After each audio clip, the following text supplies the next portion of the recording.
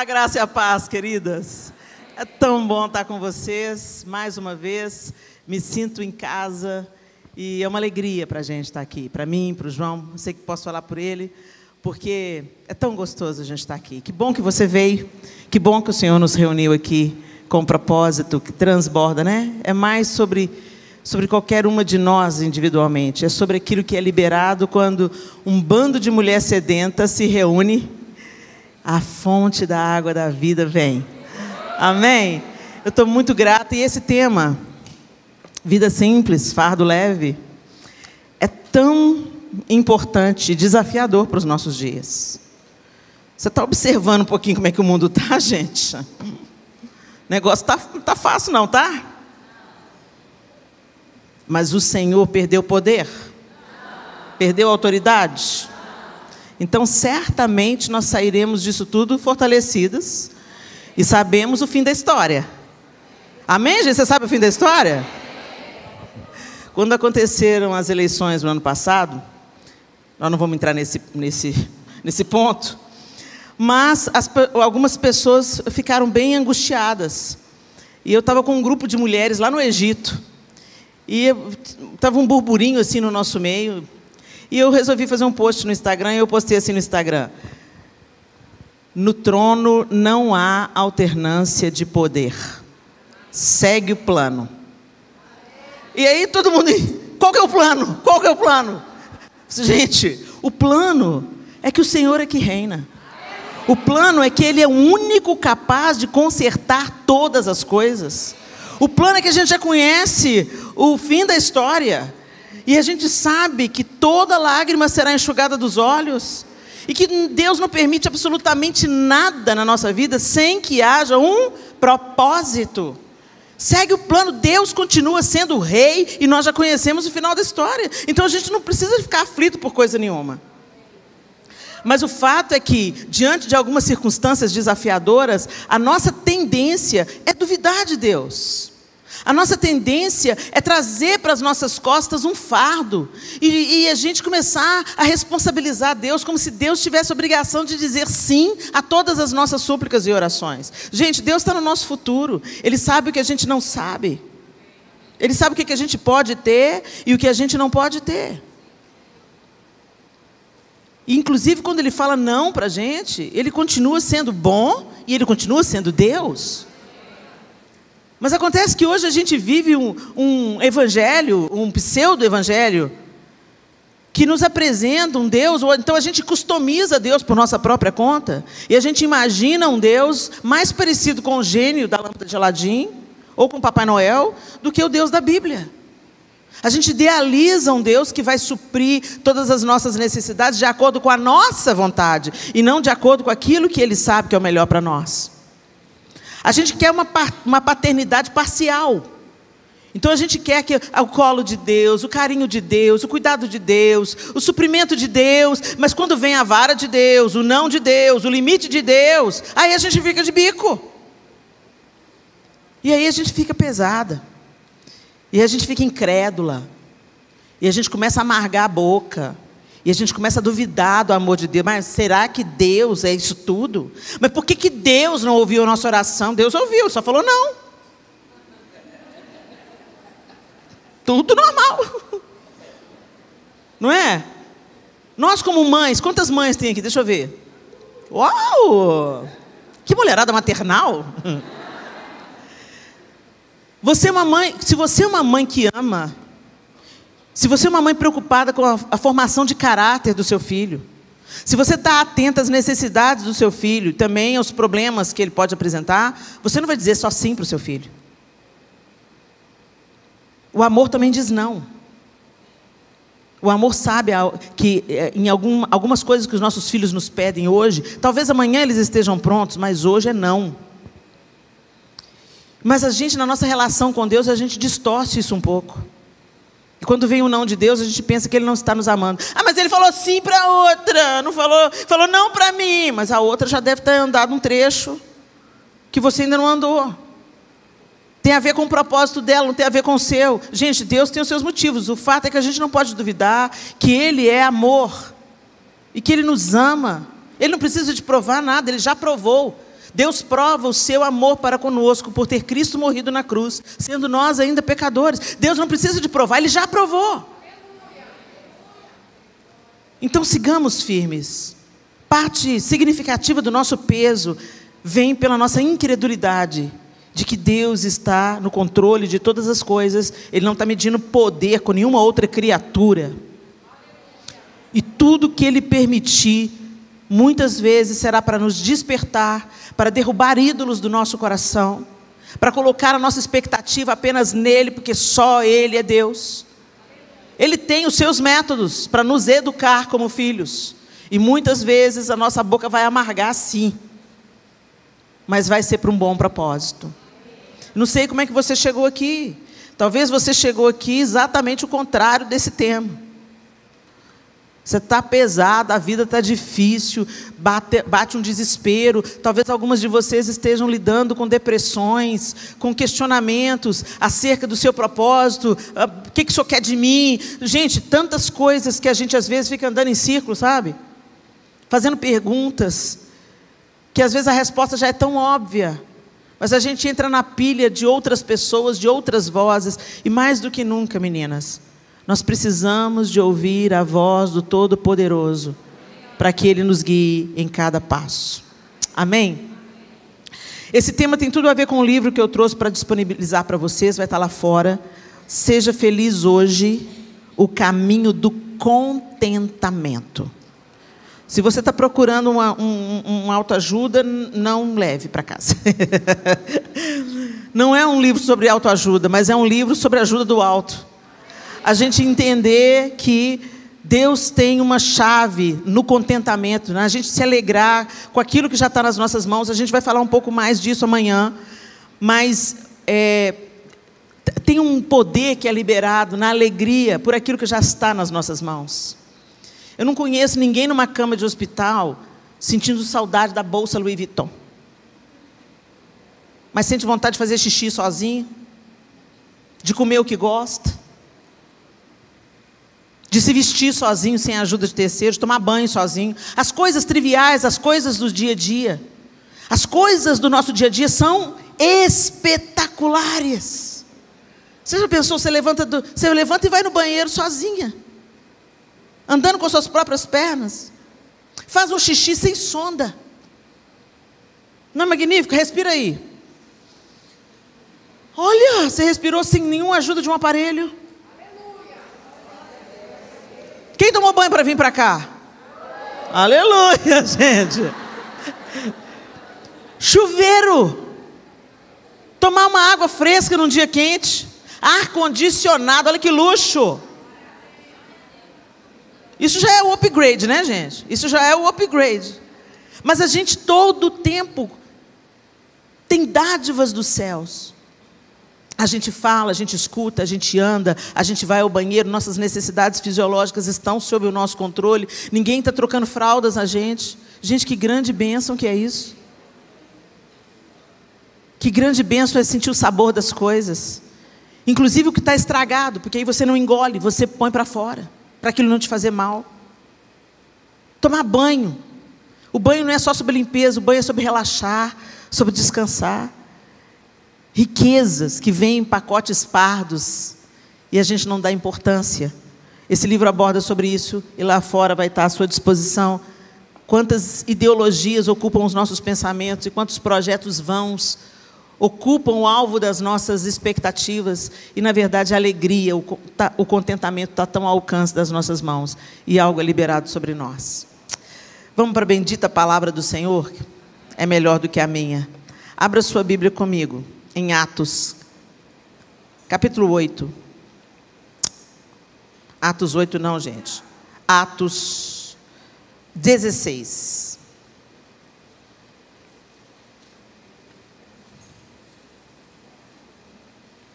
E nós vamos ler a partir do verso 11. Atos 16, a partir do verso 11. O texto diz assim, o apóstolo Paulo dizendo: embarcamos em Troade e navegamos diretamente para a ilha de Samotrácia. E no dia seguinte, Chegamos a Neápolis. Dali alcançamos Filipos, cidade importante dessa região da Macedônia e colônia romana. E ali permanecemos vários dias. No sábado, saímos da cidade e fomos à margem do rio, onde esperávamos encontrar um lugar de oração. Sentamo-nos e começamos a conversar com algumas mulheres ali reunidas.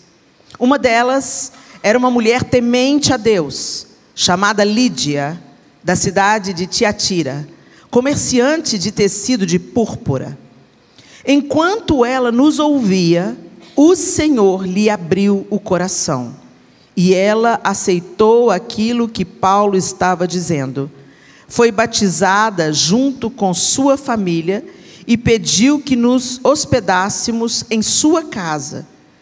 Se concordam que creio de fato no Senhor, venham ficar em minha casa, disse ela, e insistiu, até que aceitamos.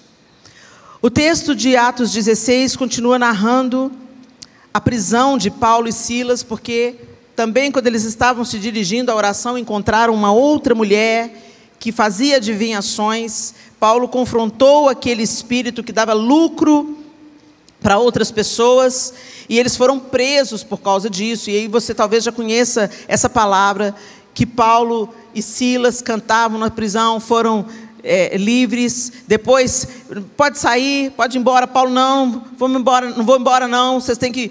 Enfim, aquela confusão toda. Depois eu sugiro que vocês leiam o capítulo todo. Mas finalmente eles foram liberados pelos magistrados, ficaram assustados, porque ficaram sabendo que Paulo e Silas eram cidadãos romanos. E aí no último verso, no verso 40, diz assim: quando Paulo e Silas saíram da prisão, voltaram à casa de Lídia. Ali se encontraram com os irmãos e os encorajaram mais uma vez, depois partiram. O texto está dizendo para a gente, dessa mulher que foi a primeira, uma das primeiras, ou quiçá a primeira pessoa que abriu o coração para o Evangelho na Europa. Lídia, essa mulher comerciante de púrpura, certamente pelo negócio dela, Lídia era uma mulher bem-sucedida.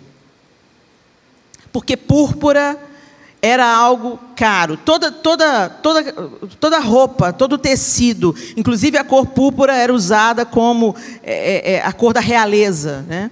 E quanto mais escuro é o tecido, quanto mais colorido é o tecido, naquela época, mais caro. Porque o material que era usado para colorir, para tingir o fio, ele era um material extraído da natureza, normalmente em porções bem pequenas. Então precisava de uma grande quantidade, de alguma planta, ou de alguma alga, ou de alguma coisa que era extraído da natureza para dar cor, para dar tingimento aos tecidos. Então os tecidos que eram muito coloridos, significava que eles eram extremamente caros. E era um tecido ligado à realeza. Então quem podia comprar púrpura é quem tinha muito dinheiro. Então, provavelmente, por todas as indicações que a gente tem, Lídia era uma mulher muito bem-sucedida profissionalmente e que tinha status, provavelmente tinha funcionários, servos que trabalhavam ao seu comando. E essa mulher estava lá, fora da cidade de Filipos, sentada ali na beira do rio, quando Paulo chega ali com seus amigos para buscar um lugar de oração. Eles saem da cidade e vêm para um lugar de oração. E quando eles chegam ali, encontram um grupo de mulheres reunidas. Olha que interessante. Desde sempre, né, a gente gosta de se reunir. O que aquelas mulheres estavam fazendo ali? O texto não diz que elas estavam ali também dedicadas à oração. Mas diz que o apóstolo Paulo e a sua equipe chegaram ali, sentaram e começaram a conversar com elas. Agora, tem um indicativo que o apóstolo dá. A partir dessa conversa, ele diz para a gente que, o texto diz para a gente que Lídia era temente a Deus. Através da conversa, perceberam que ela era temente a Deus. Mas logo depois fala que ela ouviu o que Paulo tinha a dizer, recebeu o que Paulo tinha a dizer e foi batizada. Então Paulo expôs a ela a realidade de Jesus Cristo. Sim ou não? Mas ela temia Deus. Talvez você conheça alguma mulher que ainda não entenda a profundidade do sacrifício de Jesus, mas que seja temente a Deus. Certo? Mas uma pessoa que teme a Deus, ela precisa de encontrar Jesus Cristo, gente? Precisa. Jesus deixou muito claro: eu sou o caminho, a verdade e a vida. E ninguém vem ao Pai a não ser por mim. É muito sério a gente falar sobre isso. Helena, mas isso é óbvio. O óbvio precisa ser dito. Jesus não veio fundar uma religião. Jesus veio reconectar um relacionamento que foi interrompido pelo pecado. Deus vinha estar com o homem e com a mulher na viração do dia, até que houve o pecado e o pecado gerou separação. A morte entrou. É tão interessante que, como nós fomos feitos à imagem e semelhança de Deus, eu tenho cá para mim que nós reproduzimos o que Deus sentiu na separação do homem quando nós perdemos alguém para a morte. Quando a gente perde alguém que a gente ama para a morte, o que a gente sente? A dor da separação. A gente não vai poder mais abraçar a hora que a gente quiser, a gente não vai poder conversar, a gente não vai poder mais ouvir aquela voz, a gente não vai poder mais estar junto. A hora que a gente quiser ver o rosto da pessoa, aí vem a saudade pela separação. Então eu fico imaginando, isso não está na Bíblia não, tá, gente? Isso é Viagens de Helena, capítulo 1. Eu fico imaginando que nós reproduzimos na morte a dor do Criador, porque foi isso que aconteceu, nós morremos. No Éden, nós fomos separados de Deus. Não dava mais para ter aquele relacionamento da viração do dia. Não dava mais para estarmos na presença de um Deus santo. Porque nós nos tornamos pecadores. E nós herdamos o pecado. Nós já nascemos na iniquidade. Quando o salmista diz, eu nasci na iniquidade e em pecado me concebeu minha mãe, ele não estava falando da relação sexual, porque foi Deus que criou o sexo. Ele estava falando do nosso pecado, de herdarmos a queda pelo nosso DNA. Por isso nós não somos capazes de salvar a nós mesmos. Por mais boazinha que você seja, por mais reta que você ande, a lei não nos salva. Porque mesmo a pessoa que anda corretamente, que tem um coração bondoso, tem o seu dia de coração peludo. Mesmo a pessoa que faz tudo certinho diante da justiça, tem vontade de matar um. Mesmo a pessoa que é generosa, tem dia que ela fala assim, não vou mais dar pão para esse vagabundo não, eu estou alimentando a parasitagem dele. Mesmo quando a pessoa tem uma vida reta, ela não consegue ser plenamente boa, ela não consegue, nós não conseguimos, e a lei provou isso. A lei nos foi dada para nos mostrar a santidade de Deus, e o quanto nós somos incapazes de cumprir plenamente a lei.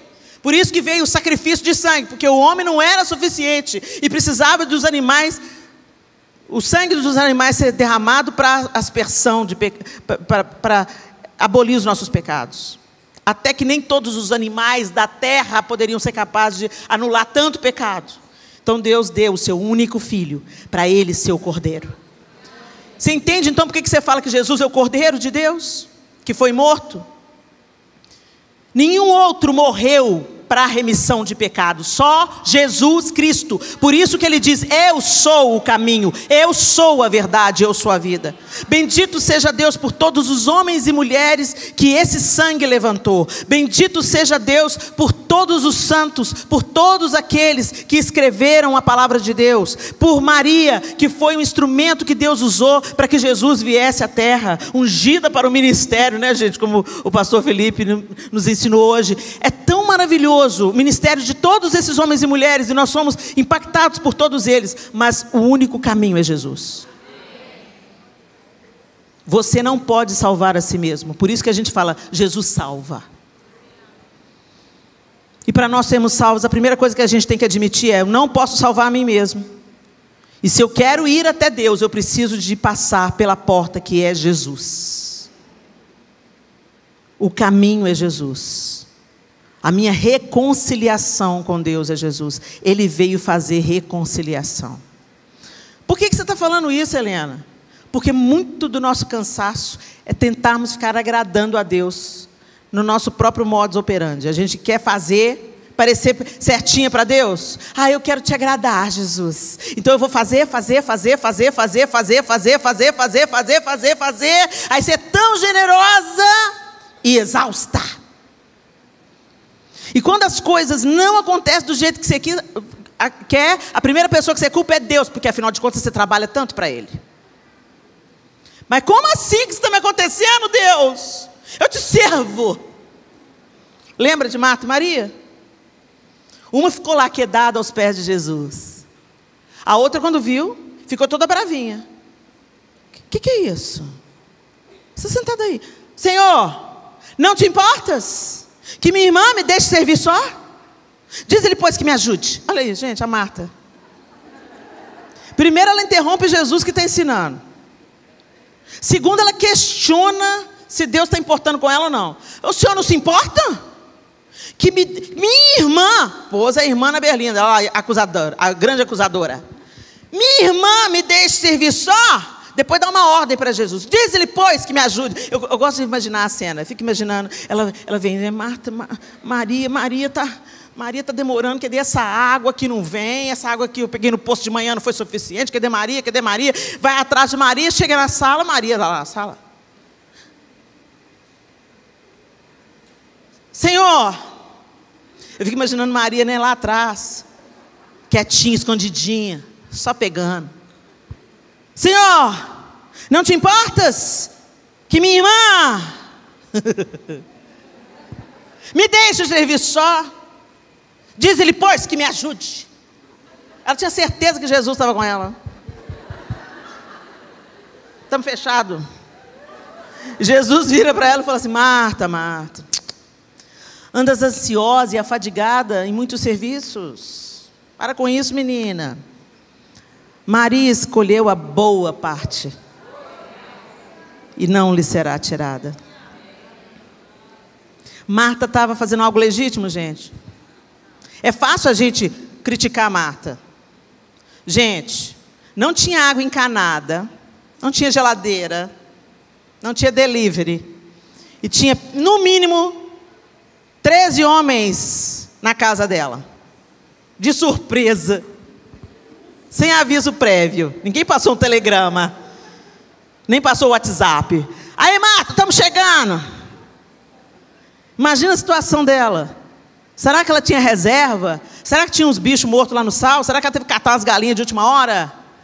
A gente não sabe, mas ela estava com um trabalho na mão. Servir, no mínimo, 13 homens que andavam muitas distâncias a pé.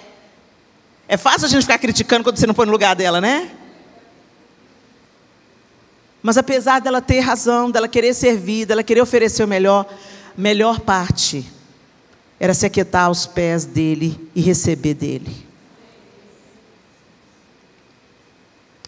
O que eu acho interessante, Marta, Maria, Lídia, é que Lídia era uma mulher, com certeza, que trabalhava muito também. Se ela tinha funcionário, se ela produzia, se ela vendia púrpura, ela tinha trabalho. Porque ela não tinha as facilidades das empresas têxteis de hoje. A coisa era muito artesanal. Até na maneira de fazer o fio, era muito artesanal. Quando você vê como é que era feito o fio, uma trabalheira, gente, que dava. Lá em Nazaré, tem um lugar chamado Nazaré Village. E eles reproduzem o lugar de como que fazia o fio de lã, como que transformava a lã da ovelha em fio, como que o fio virava tecido, como tingia, era muito trabalho braçal. Então, certamente, Lídia era uma mulher bem-sucedida, mas era uma mulher extremamente ocupada. Mas interessante, Lídia arrumou um tempo para sentar lá na beirada do rio. Isso aqui me aguenta, gente? Me aguenta? Vamos ver agora. Tudo vira meme.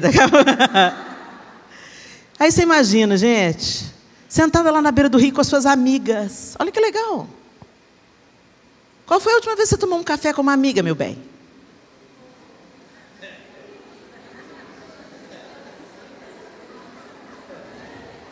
Qual foi uma última vez que você foi intencional em se assentar com alguém para ter um tempo de comunhão? Ok, é precioso demais nós estarmos aqui, né? Você tirou um tempo, deixou as crianças, combinou com o marido, saiu da sua casa e veio para essa conferência. Maravilhoso. Mas quando é que você é intencional para ter um tempo para se assentar com uma amiga, para orar junto com uma amiga? Não, eu estou muito ocupada. Ela estava lá sentada, no mesmo lugar onde Paulo estava procurando um ambiente para oração. Então, o que eu fico imaginando? Se Paulo estava buscando um ambiente para oração, ele saiu da cidade, ele saiu do burburinho, ele saiu do converseiro, e ele foi para um lugar mais tranquilo, imagino eu, à beira do rio. E era nesse lugar que ela estava com um grupo de mulheres. E através dessa conversa ele percebeu que Lídia temia a Deus. Não fala que nenhuma das outras amigas temiam a Deus, fala que Lídia temia a Deus. O temor de Deus, gente, é essa santa reverência, é o reconhecimento de que Deus é Deus e de que nós não somos nada sem Ele, que nós somos finitos, limitados, mortais. E Ele é ilimitado, Deus poderoso e imortal. O princípio da sabedoria, o temor do Senhor é o princípio da sabedoria. Ela estava no lugar certo, com o coração certo. E o Senhor foi lá alcançá-la. Jesus mandou o apóstolo Paulo procurar oração justamente no lugar onde Lídia estava. Se você está com o coração certo, minha linda, Deus vai fazer a ajuda chegar até você. E aí, ela estava reunida com outras mulheres, ela era temente a Deus. E enquanto ela os ouvia, Lídia teve o coração aberto pelo Espírito Santo. Gente, sabe por que você crê? Não é pelo seu intelecto elevado, avançado. É porque o Espírito Santo te convenceu. O Espírito Santo te apresentou Jesus. O Espírito Santo é quem nos convence da justiça, do pecado e do juízo. Às vezes a gente se envaidece e pensa assim, né? Eu encontrei Jesus. Não, Jesus foi revelado a você pelo poder do Espírito Santo. Teu Espírito me revela quem tu és. É o Espírito que nos revela quem tu és. E aí ela abriu o coração, ela creu, ela abriu o coração. E ela foi batizada, naquele mesmo rio que ela estava às margens. O texto diz que ela e a sua família. Então o que eu fico imaginando, gente? A Lídia estava ali, com suas amigas e também com sua família. O texto não está dizendo para nós se Lídia era viúva, se ela era solteira, se ela estava com o marido, com filhos, ou se ela estava com a mãe, com o pai, com os irmãos de sangue. O texto não fala, mas fala que a família dela estava com ela. E imediatamente, porque o coração dela foi aberto, a família dela foi impactada por essa experiência. E Lídia e toda a sua família foi batizada. E em seguida, na sequência, imediatamente Lídia oferece a sua hospitalidade ao apóstolo Paulo. E hospitalidade, gente, não é só hospedagem. Hospitalidade é hospedagem, tempo e afeto. Quando você chama alguém para a sua casa, principalmente nessa cultura, nesse contexto, eu estou abrindo a minha casa e eu vou te servir. Eu vou te alimentar. Eu vou tornar o seu dia, a sua estadia mais leve. Eu vou te proteger, eu vou te acolher, Por favor, me deixe fazer isso por vocês. É uma resposta imediata do novo nascimento. Por que eu estou discorrendo isso tudo com vocês, gente? Porque o que está acontecendo com a gente? Por que a gente fala que conhece a Jesus, a gente caminha na igreja, a gente serve o Senhor na igreja, mas estamos ainda tão pesadas? Por que estamos tão exaustas? Por que muitas de nós estão tão angustiadas? Porque muitas vezes, gente, a gente entra para um grupo social, chamado igreja. Você teve uma experiência legítima, você atendeu a um chamado, o Espírito Santo te revelou Jesus, você abriu o seu coração, você foi batizado, mas parou por aí. Você pensou, pronto, agora já estou salva, está tudo bem. Minha vida agora continua levando. Não! Uma vez que Jesus entra na vida, a vida não pode continuar do mesmo jeito, não é do mesmo jeito.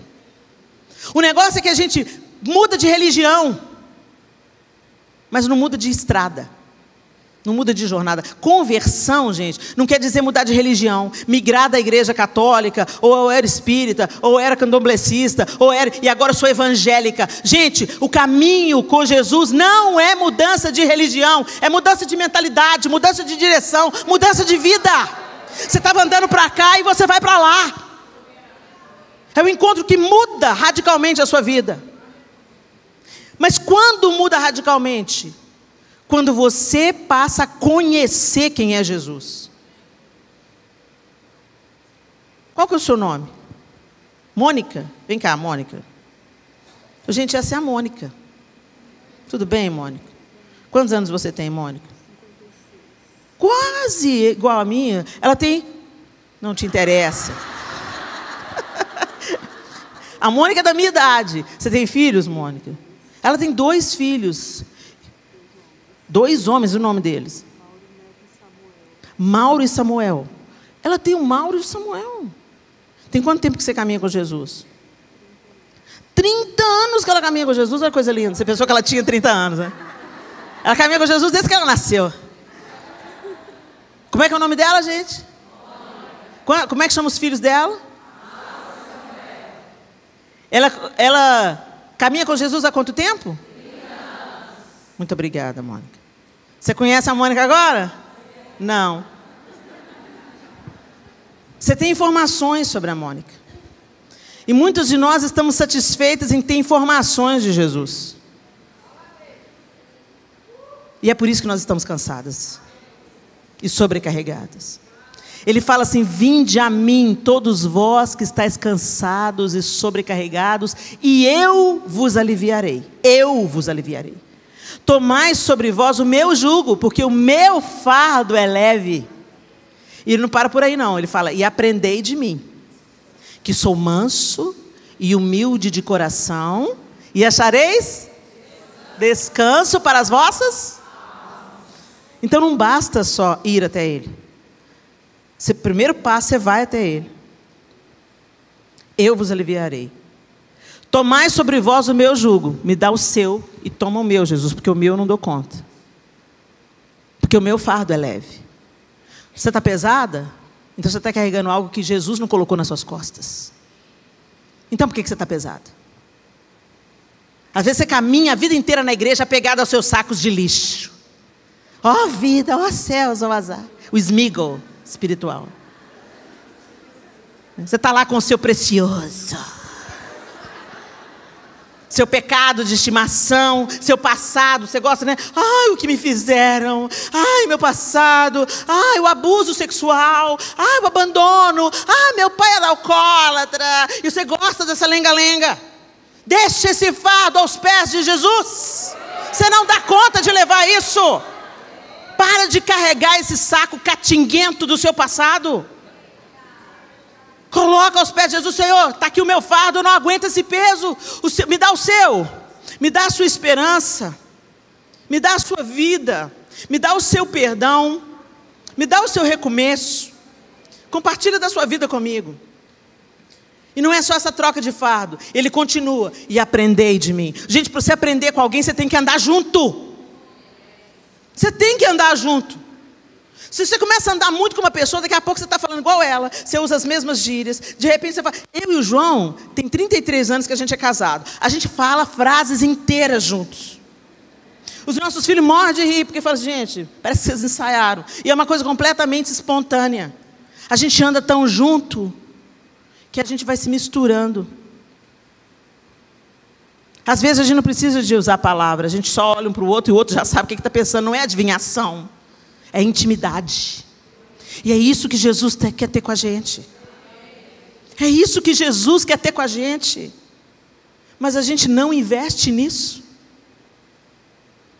A gente vem na igreja, trabalha para Deus, mas não investe em relacionamento com Jesus. Você passa o dia inteiro sem dirigir a Ele a palavra em oração. E quando a gente ora pedindo alguma coisa.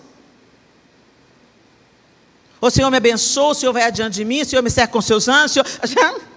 A gente começa igual Marta, dando ordem para Deus. Diz Ele, pois, que me ajude. A gente critica Marta, mas a gente faz a mesma coisa. A gente é Marta, gente. A gente tem mais de Marta do que de Maria. A gente questiona Deus quando a coisa não está do jeito que a gente quer. A gente expõe o pecado da outra, a vida da outra. Quantas vezes a gente vai na oração, Senhor, ouve, Senhor, as palavras de afronta. Você fica sabendo o que a fulana fez comigo? Somos fofoqueira, melhor ser fofoqueira com Deus mesmo. Fala para Ele, porque Ele vai resolver a sua parada. Mas sabe, a gente chega com as nossas angústias, não me valorizaram, Deus. Ai, me maltrataram, me humilharam. Oh, gente, quem é humilde, Deus... Quem é humilde, ninguém consegue humilhar. A gente voluntariamente, a gente se coloca nesse lugar. Por isso que ele falou, e aprendei de mim, que sou manso e humilde de coração. Porque o que a gente mais vê é verniz de humildade. Oh, eu sou tão humilde. Oh, gente, não é humilde não, gente. E o dia que você pensar, eu sou humilde... Nesse exato momento você deixou de ser. Humildade é uma virtude que a gente nunca vai reconhecer. Só Deus vai poder falar com a gente. Tu és humilde. Eu acho que na verdade, acho que a gente nunca vai chegar lá. Acho que a gente só vai chegar lá aquele dia que a gente vê Ele face a face, assim, aí a gente vai ser plenamente humilde. Não seremos como Ele é. Mas até lá a gente tem que estar buscando isso. Buscando o aperfeiçoamento. Buscando ficar parecido com Ele. Anda junto, sabe? A gente vai tentando no esforço. Eu vou tentar ser humilde. Anda junto, cola em Jesus, contempla Jesus. Quando de algumas mulheres a gente fala assim: você teve um filho, você vai ter que orar para o resto da vida. Elas falam assim: misericórdia, sangue de Jesus tem poder. Não. Como assim sangue de Jesus tem poder? Escuta, eu quero conversar com meu marido até meu último dia de vida. Na verdade, eu quero conversar com ele pela eternidade. Eu sei que a gente vai ser casado mais na eternidade, mas que eu quero ter um bom papo com o João até a eternidade. E aí, João, você lembra, João? Gente, vai ser bom demais. A gente quer andar junto com quem a gente ama e conversar com quem a gente ama. Por que que quando fala, você vai orar, parece um fardo? Você não entendeu nada, que o lugar da oração é o lugar do seu alívio. O lugar da oração é o lugar de você abandonar seus fardos. O lugar da oração não é o cheque na sua religiosidade. Orei, jejuei e li a Bíblia hoje. Você não leu, pecador? Não, gente. É alegria. Porque é o diálogo. Para ter relacionamento tem que ter diálogo. E para ter diálogo, um fala e o outro fala. A oração é a parte que você fala. E a leitura da palavra é a parte que Deus fala. Por isso que é tão importante a gente ler a Bíblia. Não é para dar o check na espiritualidade fake. É para ver como é que Deus pensa, como Ele age, qual é o seu caráter, a sua santidade. E quando você vai se expondo a isso, Ele vai trocando de fardo com você. E você vai se percebendo tão amada. E às vezes confrontada. E você vai para o lugar do seu descanso. Que você se arrepende do seu pecado. E você fica livre dessa mazela que está te pesando. E isso gera alguma coisa. Isso gera fruto. O relacionamento, ele gera fruto. E é espontâneo. Não é fruto do nosso esforço. É fruto do nosso caráter transformado. É o que aconteceu com Lídia. Imediatamente ela falou: vocês vão lá para casa. Vocês vão lá para casa. Eu quero ouvir essa palavra. Eu quero ter vocês na minha casa. Imediatamente o coração dela: não, eu não tenho isso tudo que eu tenho só para guardar para mim. Ela devia ter uma boa casa. Ela devia ter um cômodo extra na sua casa para receber aquelas pessoas. E esses homens se sentiram tão acolhidos que quando eles saem da prisão, para onde que eles vão? Para a casa de Lídia. Ali eles devem ter tomado um banho, ali eles devem ter recebido bom alimento. Minha querida, não é o trabalho, o serviço a Deus que está te deixando cansado. O que está te deixando cansado é seu coração errado. Seu coração equivocado. Que quer fazer para ser aceita. Não, gente, a gente faz porque já foi aceito. Coloca as coisas no lugar certo. O nosso serviço, ele é fruto de um coração alegre. Se não for, não faça. Porque é mentira e a gente não engana Deus. Não somos aceitos diante de Deus por aquilo que produzimos. Nós produzimos porque fomos aceitas. É uma resposta natural. E Lídia mostra isso para a gente com tanta propriedade. Ela já temia o Senhor, mas ela precisava de ter um entendimento pleno. E quando entrou esse entendimento pleno, ela respondeu imediatamente: eu ganho bem, eu tenho uma casa boa. É para mim? Não, é para servir. É para transbordar. É para acolher. Essa vida egoísta que nós levamos, até o serviço que nós prestamos no reino, muitas vezes é movido pelo egoísmo e pelo desejo de reconhecimento. E isso só vai pesar em você. Quando a motivação do coração está corrompida, o fardo não é leve. Em contrapartida, quando você vai convivendo com Jesus, você vai buscando Jesus, você vai contemplando Jesus, você vai se colocando diante dele, você anseia por aquele tempo que vai ficar com ele. Ah, Senhor, vem cá, vamos sentar, vamos conversar. Ai, Jesus, Jesus. E quando você começa a ter esse tempo, você é reabastecida. E é inevitável. O que está cheio, transborda. É inevitável. Não é um esforço. Não é penoso. Transborda. Você não vê uma jabuticabeira gemendo para dar jabuticaba.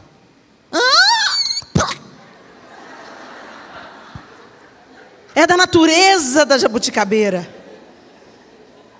Dá fruto doce. Ploct-pluctinho, explica na boca. Explode na boca. Que experiência que é a jabuticaba. É da natureza da jabuticaba. Da jabuticabeira produzir jabuticaba. E deveria ser da nossa natureza, como filhas nascidas de novo, produzir frutos doces. E sabe por quê, gente? Porque isso traz alegria para o nosso coração. Tem uma pesquisa que foi feita por uma universidade. Deixa eu ver se eu... Não vou lembrar o nome, vou pegar minha cola. Uma pesquisa que foi feita. Investigadores da Universidade de Exeter, uma coisa assim, no Reino Unido. Eles revisaram 40 estudos feitos ao longo de 20 anos. E olha, sabe o que eles descobriram? Que o trabalho voluntário melhora a saúde mental, reduz a depressão, confere bem-estar. Neste sentido, a ciência tem demonstrado que as atividades que põem o corpo em movimento e colocam a alma em conexão com a dor do outro, geram uma sensação de bem-estar no poder ajudar o outro, funcionando muitas vezes como um remédio auxiliar. Há uns anos atrás eu fiquei sabendo de um estudo feito aqui no Brasil, de um grupo de terapeutas que, interagindo com um grupo de pessoas que não pararam de responder ao antidepressivo, eles fizeram esse experimento, eles colocaram esse grupo de pessoas depressivas, que já tomavam remédio há muito tempo, e a determinada altura, trocaram remédio, nenhum remédio mais resolvia a depressão. Então eles colocaram essas pessoas em trabalho voluntário. Então ia levar sopão para a galera, ia visitar asilos, pessoas em situação de vulnerabilidade, colocando a pessoa tete a tete, ouvindo os outros, partilhando da necessidade dos outros. Resultado da pesquisa: todos foram curados da depressão. Gente, esse é o nosso DNA. Essa é a nossa vocação. Porque Deus amou o mundo de tal maneira, Ele o quê, gente? Deu o seu Filho unigênito. Jesus nos amou de tal forma que Ele deu a sua própria vida. Então por que se você quer só receba?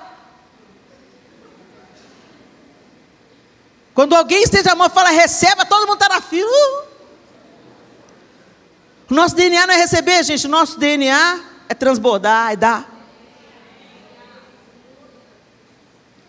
E flui uma alegria e uma leveza desse compartilhar.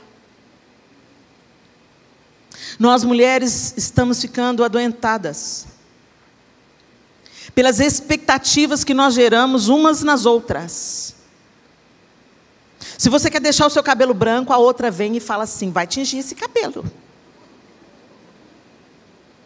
Não é homem que vem falar: vai tingir esse cabelo. Na maioria dos casos é uma outra mulher pegando no pé da outra. Na maioria dos casos. E nós estamos ensinando isso aos filhos. Os filhos, meninos, vão vendo as mães idolatrando a imagem, idolatrando a juventude. O que eles leem? Mulher boa, mulher jovem. Quando fica velha, descarta e pega outra novinha. Nós estamos ensinando errado para a próxima geração. Se a mulher deixa o cabelo branco, o que você tem com isso? Você vai lá apurrinhar a vida da sua amiga, você nunca chegou perto dela e falou: você está linda, mas chega lá para falar: olha, está na hora de retocar essa raiz. Fica caladinha para Jesus te dar vitória, irmã. A gente vem e coloca o fardo nas costas da outra. Ela emagrece, ninguém fala: você está linda, emagrecendo. Mas você fala: ganhou uns... Nossa, fulana, tem que cuidar da dieta, hein? E você tem que cuidar da língua também, amor. Os comentários mais rudes que eu recebo nas minhas redes sociais, 90% deles é de outras mulheres. Não há compaixão. Há uma idolatria da imagem. A gente vem no ofertório, vamos sustentar o trabalho missionário. Você cata as moedas no fundo da bolsa. Mas para fazer luzes, você fica 10 horas no salão e gasta R$800. Não no meu salão, né, gente? Mas outro dia uma mulher chegou para mim e falou comigo: R$800 o quê? Você está louca? Mas tem gente que paga. Tem gente que paga R$20 mil numa bolsa. Mas na hora de... você pode pagar R$20 numa bolsa? Você é uma Lídia da vida? Vai, minha filha, seja feliz com a sua Louis Vuitton. O problema não é esse. O problema é que para ser generoso com o pobre, com a viúva, com o necessitado, a gente chama as mãos de vaca. Mas para a idolatria da imagem, para ostentar status, para o outro te olhar e te invejar, e você parecer poderosa, rica, majestosa, você investe pesado e continua infeliz. Porque o seu propósito não é esse. O dinheiro que Deus nos dá não é só para o nosso próprio umbigo, para o nosso próprio deleite, é para o seu deleite também. Mas é para prover para outra, para aliviar a vida de outros. É incrível como Lídia, ela teve uma experiência imediata. Ela percebeu a realidade daqueles homens. Eles estavam ali como missionários. Eles tinham pouco recurso. Mas Lídia abre o coração e a casa para eles. Estranhos. Será que eu e você faríamos o mesmo? Ia colocar gente estranha para dentro da sua casa? Será que o nosso coração está dilatado o suficiente para ouvir o Espírito Santo falar: abençoa aqui, doa aqui, faz aqui? Será que nós estamos prontas para ser direcionadas por Deus? Ou será que nós estamos decididas a gastar apenas com a gente mesmo? E não é só sobre dinheiro, gente, é sobre tempo. É sobre afeto. É sobre partilhar a vida. É sobre emprestar um tempo para sua irmã falar com você, para ela não cortar os pulsos. Se nós ouvíssemos mais uns aos outros, haveria menos suicídios. Se nós fôssemos mais delicadas no trato umas com as outras, haveria menos complexos de inferioridade. A mulher já é tão assolada, a gente sempre se sente inadequada, a gente está sempre precisando de perder 2 quilos. Eu não conheço nenhuma mulher que fala assim: você está feliz com o seu peso? Nunca ouvi nenhuma falar. Estou plena. E quando fica plena, aí entra a vaidade e a ostentação. Aí quer postar fotinha de biquíni. Esquece que é crente.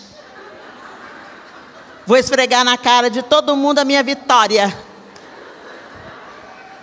2 adoentamentos só é o mesmo adoentamento revelado de 2 formas diferentes. Ou você está sempre insatisfeita, ou você está ostentando. Olha a minha bolsa, olha o meu carro, olha o bairro que eu moro, venci na vida. Mas está vazia do mesmo jeito. Está faltando alguma coisa do mesmo jeito. Está pesada do mesmo jeito. A gente fala que segue Jesus. Gente, Jesus se esvaziou.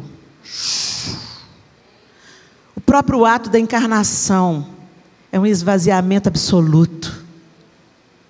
Você já pensou Deus de toda a glória numa roupagem humana, sujeito a frio, calor, caminhadas longas a pé, pouco recurso, pouca comida? Vocês acham que Jesus devia ser magro porque era fitness? Come peixe, pão sem fermento e anda pra caramba. Resultado? Ficou fácil do soldado acertar a lança aqui na costela. Estava tudo à mostra. Recursos reduzidos. Galileia, lugar de um povo estranho misturado. Não era Jerusalém, elite. Ele se esvazia. E a gente fala que segue a Jesus, mas a gente só quer se inflar. Se encher. Outro dia eu vi um pregador falando que Jesus tinha casa de praia. Morava na Galileia, na casa de praia. Oh, Senhor, tem misericórdia. O que o povo está fazendo com o Evangelho, Jesus? O sítio arqueológico da Galileia, os casebres, 3x3. Um cômodo, algumas de 2 cômodos.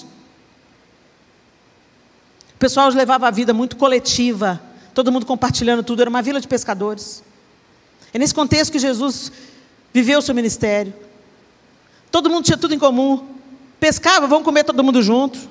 A casa era para se abrigar no frio, para guardar alguma coisa de pertences pessoais. Eles tinham pouco. Dormiam no teto nos dias de calor. Já parou para pensar nisso?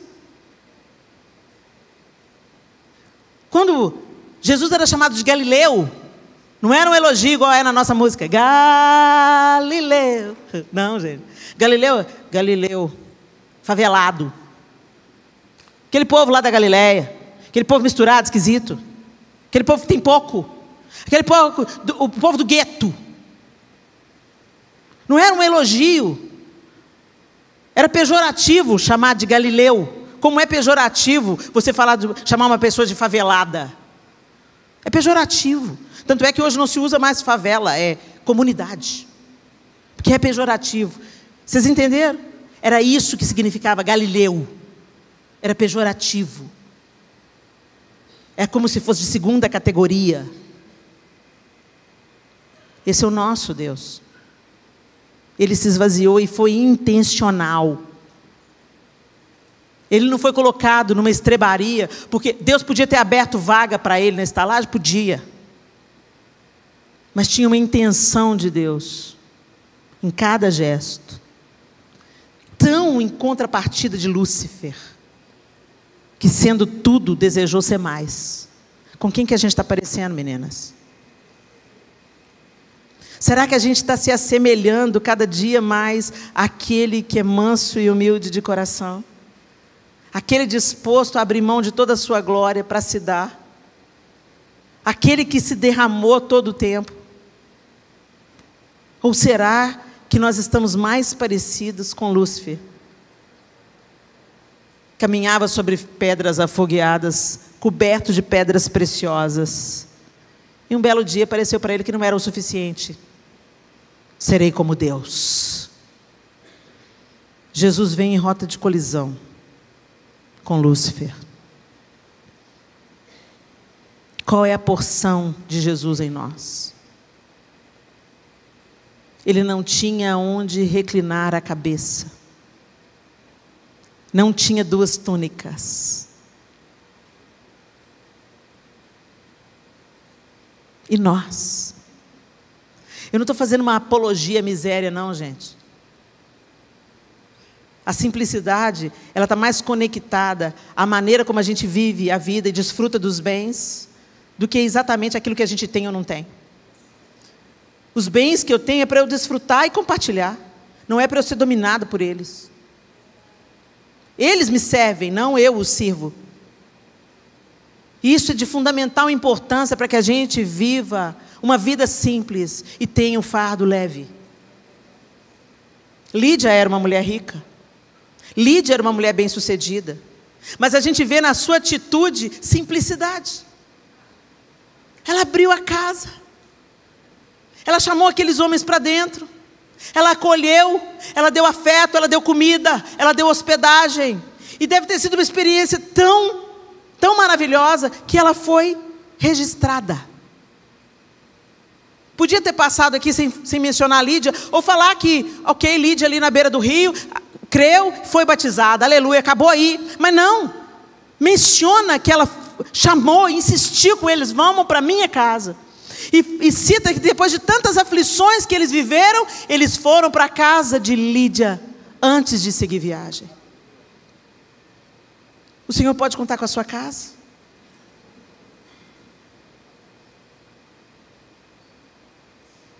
Para a gente encerrar, eu queria só deixar um texto para reflexão de vocês. Que está em Mateus.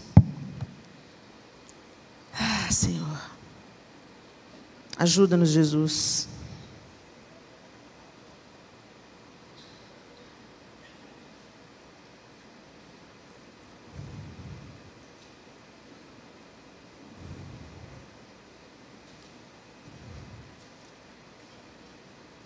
Mateus capítulo 25. Quando o Filho do Homem vier em sua glória, a partir do verso 31, acompanhado de todos os anjos, ele se sentará em seu trono glorioso. Todas as nações serão reunidas em sua presença, e ele separará as pessoas como um pastor separa as ovelhas dos bodes. Colocará as ovelhas à sua direita e os bodes à sua esquerda. Então o rei dirá aos que estiverem à sua direita: venham vocês que são abençoados por meu Pai. Recebam como herança o reino que ele lhes preparou desde a criação do mundo. Pois tive fome e vocês me deram de comer. Tive sede e me deram de beber. Era estrangeiro e me convidaram para a sua casa. Estava nu e me vestiram. Estava doente e cuidaram de mim. Estava na prisão e me visitaram. Então os justos responderão: Senhor, quando foi?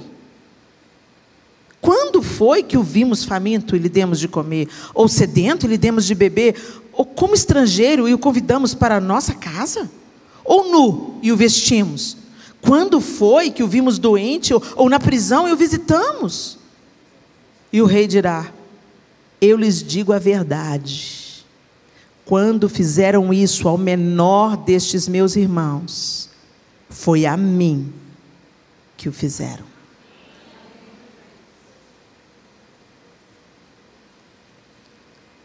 Olha o que Jesus está nos ensinando aqui. E é tão interessante que a pergunta dos justos deixa claro que a motivação deles não era agradar a Deus. A motivação deles era uma resposta espontânea àquilo que receberam. A obra do Espírito. O mesmo Espírito que ressuscitou Jesus me ressuscita do meu estado de egoísmo, do meu estado de uma vida autocentrada. Eu olho para fora, eu transbordo, porque a vida de Deus não se pode deter. Eu serei nele uma fonte a jorrar para a vida eterna. Esse é o nosso destino, esse é o nosso propósito. Tem gente aí, qual que é o meu propósito? O seu propósito é ser uma fonte a jorrar para a vida eterna. Esse é o seu propósito, dentro da sua casa, com a sua família, entre os seus amigos, na igreja local, por onde você andar, na universidade, no trabalho. Você é uma fonte a jorrar, você é a resposta à necessidade vigente. Você não fica esperando um microfone ou um púlpito, você é a resposta de Deus no lugar onde há necessidade. E você não faz para ser merecida, aceita e entrar no céu, você faz porque você já foi aceita. Quando eles perguntam para Jesus, quando foi? Quando foi, Senhor? Isso mostra para a gente que eles não estavam fazendo, esperando nada em troca. Esperando nenhum tipo de reconhecimento, nenhum tipo de plaquinha, a faixa, a mais generosa. Tem um tanto de gente frustrada dentro da igreja que está esperando reconhecimento humano. Faça por amor. Anda com Jesus, que isso vai fluir da sua vida. Naturalmente. Sem você fazer força. Sem gemer. Se você está gemendo, vida, nossa, eu tenho que ir lá para a igreja. Não vá. Vá como uma resposta alegre. Uba, vou lá para a igreja. Que delícia, que propósito, que alegria, quer servir, quer compartilhar a vida. Tem uma alegria que flui do propósito, que só flui no cumprimento do propósito. Você não vai encontrar em lugar nenhum. E essa alegria não depende da circunstância ao redor. Pode estar tudo escuro ao redor, mas a vida de Deus está fluindo em você e através de você. E isso dá significado à vida. Feche os seus olhos.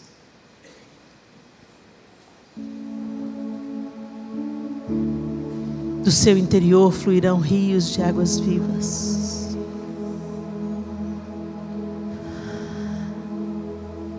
Aquela mulher à beira do poço entendeu. Ela chegou ali à beira do poço tão sobrecarregada. Marta estava tão sobrecarregada.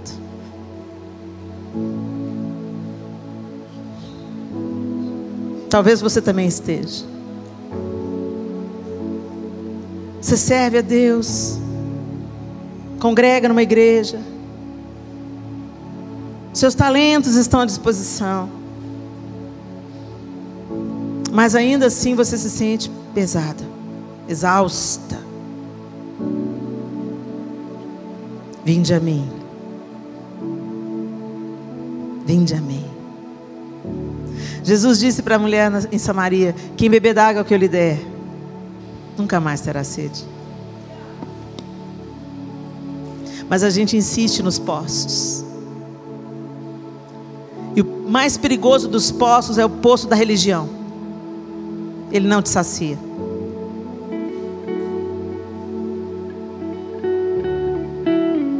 Ele não é suficiente. Você precisa se relacionar com Jesus. Para se relacionar, você tem que andar junto. E para você andar junto, você tem que parar para contemplar Deus. Através da palavra, ao redor da mesa, na comunhão dos santos. Você contempla Deus na vida do outro.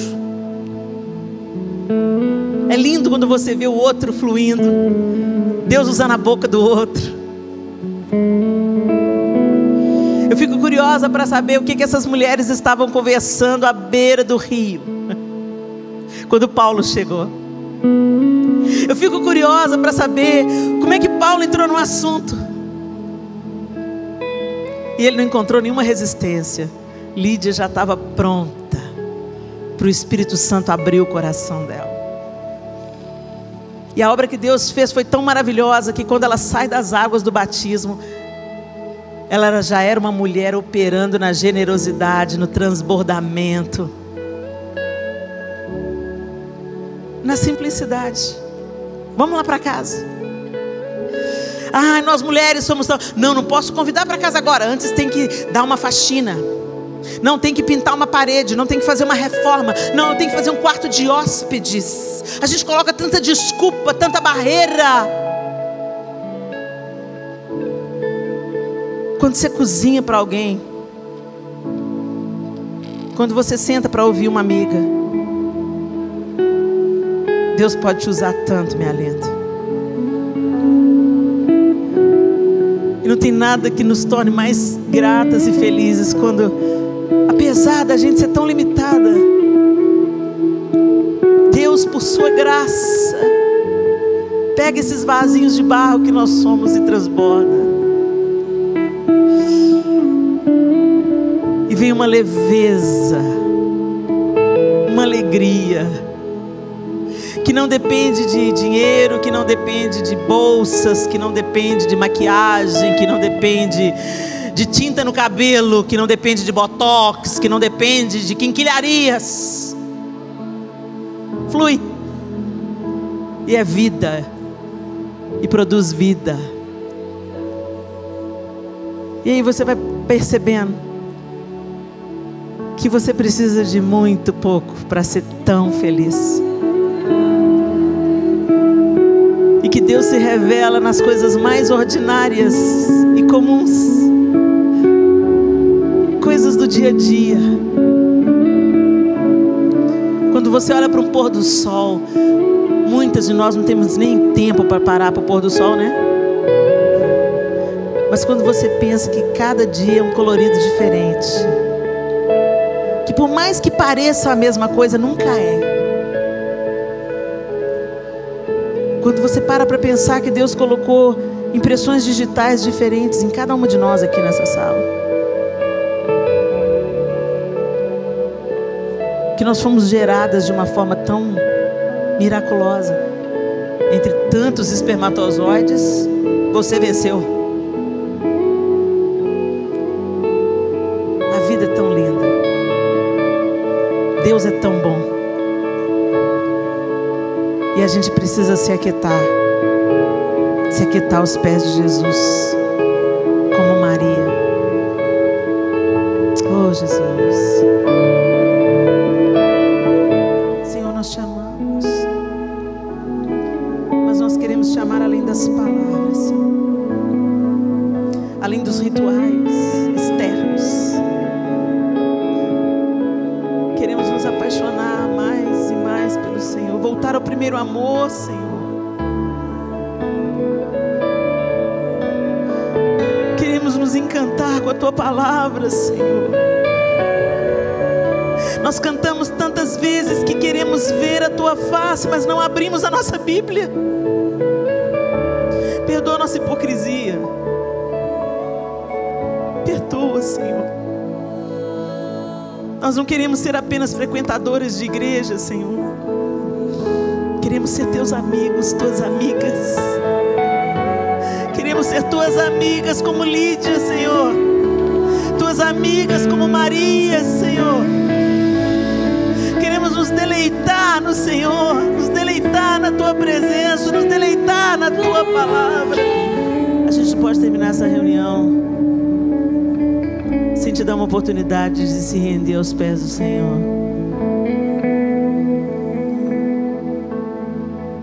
Eu acredito na intencionalidade e na demonstração física de uma decisão, de um compromisso. Porque eu tenho um compromisso com o João, eu uso um anel.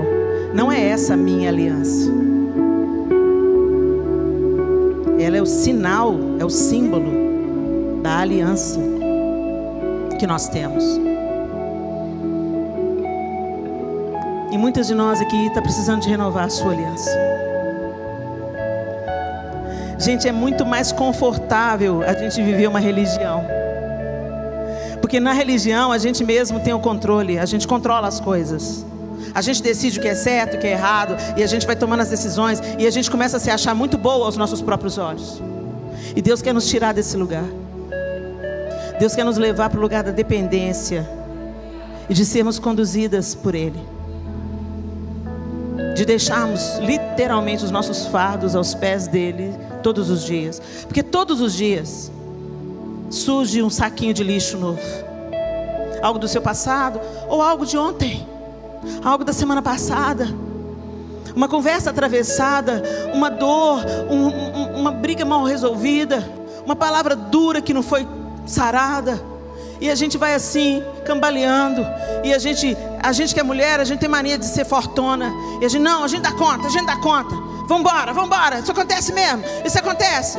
E aí a gente quando percebe, a gente está doente. Muitas de nós, cristãs, depressivas, ansiosas, tomando antidepressivo. E eu não estou demonizando antidepressivo. Graças a Deus que tem antidepressivo, gente. Porque se não fosse, acho que Deus capacitou os médicos, porque sabia a encrenca que a gente ia entrar nela. Mas o Senhor te convida a voltar. Volta para mim. Volta para a comunhão. Volta para a dependência. Volta para fluir. Volta. E em conexão comigo, transborda para ser curada. Se você quer refazer essa aliança, se você quer se comprometer com o Senhor, se você quer se arrepender porque você pegou uns fardos que não era para você pegar, se você está com a motivação errada, eu não sei tantos motivos que pode te trazer ao altar. Você sabe qual é o motivo que pode te trazer ao altar.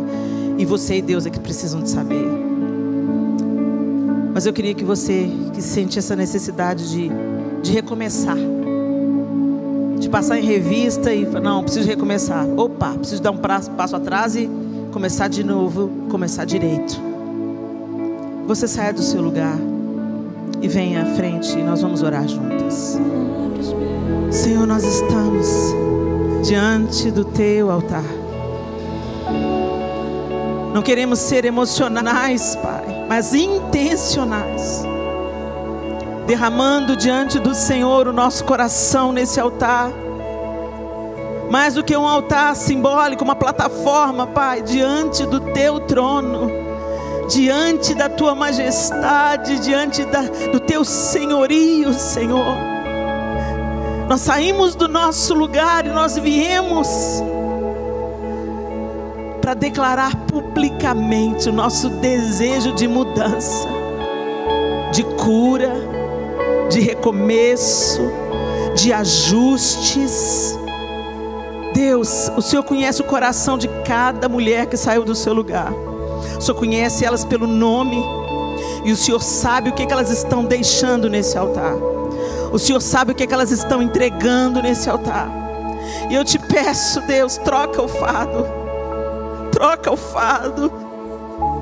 Toma, Senhor, os nossos pesos, nossos sacos de lixo emocionais, nós deixamos aos teus pés, Senhor. Nós não damos conta, Deus, de carregar as expectativas alheias, de carregar as dores do passado, de carregar as palavras duras, de carregar sentimentos de autodepreciação, de depressão, de angústia, de medo, de ansiedade. Nós não damos conta, Senhor. Por isso nós deixamos estes fardos no teu altar e te pedimos, Deus, coloca sobre nós o teu fardo, porque o teu é leve, é suave. Mas nós não queremos parar só no abandono dos fardos, Deus.